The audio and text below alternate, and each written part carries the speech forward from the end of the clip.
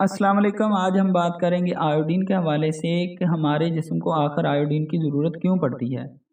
सबसे पहले हम जानेंगे कि आयोडीन क्या होता है।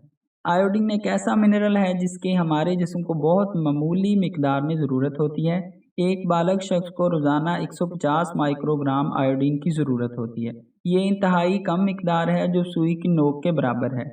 सवाल ये है कि आखिर हमारे जिस्म को आयोडीन की ज़रूरत ही क्यों पड़ती है। दरअसल हमारे गले के सामने एक तितली नुमा शक्ल का ग्लैंड पाया जाता है जिसका नाम थायराइड ग्लैंड है, जिसको आप शक्ल में देख भी सकते हैं। ये ग्लैंड थायराइड हार्मोन्स खास किस्म के केमिकल बनाता है और इन हार्मोन्स की तैयारी के लिए आयोडीन बहुत ज़रूरी है। आयोडीन की कमी से थायराइड हार्मोन कम मिकदार में बनते हैं। थायराइड इन हार्मोन्स को बराह रास्त खून में खारिज करता है ताकि वो अपना मखसूस काम सरअंजाम दे सके। ये हार्मोन्स हमारी दिमागी सलाहियत को बेहतर बनाते हैं। हमारे मेटाबॉलिज्म यानी हम जो खुराक खाते हैं, हमारा जिस्म इसको इस्तेमाल करके कैसे एनर्जी या तवानाई हासिल करता है, इस तमाम प्रोसेस को बेहतर बनाते हैं। इसके अलावा दिल की धड़कन को कंट्रोल करने और मसल्स को सिकुड़ने वगैरह में मदद देते हैं। जिस्म में आयोडीन कम हो जाने की सबसे आम अलामत ये होती है कि हमारा गला सूज जाता है, क्योंकि जिस्म को इतना आयोडीन नहीं मिल रहा होता, तो ज़्यादा हार्मोन्स बनाने के चक्कर में थायराइड ग्लैंड साइज में बड़ा हो जाता है। इस बीमारी को गिल्लट कहते हैं। अगर गिल्लट के मरीज़ को मुनासिब मिकदार में आयोडीन दी जाए तो इस बीमारी से छुटकारा हासिल किया जा सकता है।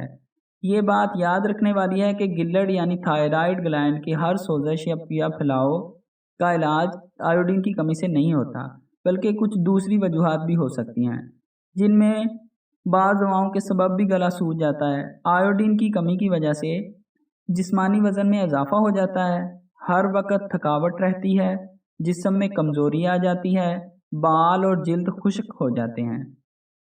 आयोडीन की कमी ज़्यादातर पहाड़ी इलाकों में देखी गई है, यानी पहाड़ी मकामात पर रहने वाले अफराद आयोडीन की कमी का ज़्यादा शिकार होते हैं।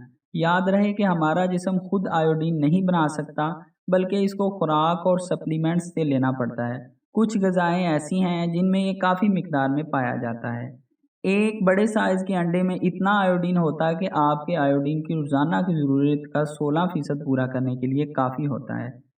आयोडाइड्स नमक ऐसा नमक होता है जिसमें आयोडीन मिलाया जाता है, लिहाजा बेहतर है कि खाने में आम नमक की बजाय आयोडाइज्ड नमक का इस्तेमाल किया जाए। दूध और इससे बनी मसनूआत में भी आयोडीन पाया जाता है। अब दूध में कितना आयोडीन होगा ये इस बात पर मुनहसर है कि चौपाए यानी गाय, भैंस, बकरी के घास में आयोडीन कितना शामिल है। क्योंकि आयोडीन समंदर में काफ़ी मिकदार में पाया जाता है, लिहाजा समुद्री मछली और दूसरी समुद्री जानवर पौधों में आयोडीन की काफ़ी मिकदार पाई जाती है। बीफ के जिगर में भी आयोडीन हासिल करने का अच्छा ज़रिया है। दूसरों के मुकाबले में हामला औरतों और दूध पिलाने वाली औरतों को ज़्यादा आयोडीन की ज़रूरत होती है। ऐसी औरतों में आयोडीन की कमी की वजह से बच्चों की सेहत पर बहुत बुरा असर पड़ सकता है। इस बच्चों की ज़हनी और जिस्मानी सलाहियत मुतासर हो सकती है। तरक्की पजीर ममालिक में आयोडीन की कमी ज़्यादा पाई जाती है। देखा गया है कि बच्चों में ज़हनी मजबूरी की सबसे बड़ी वजह आयोडीन की कमी है।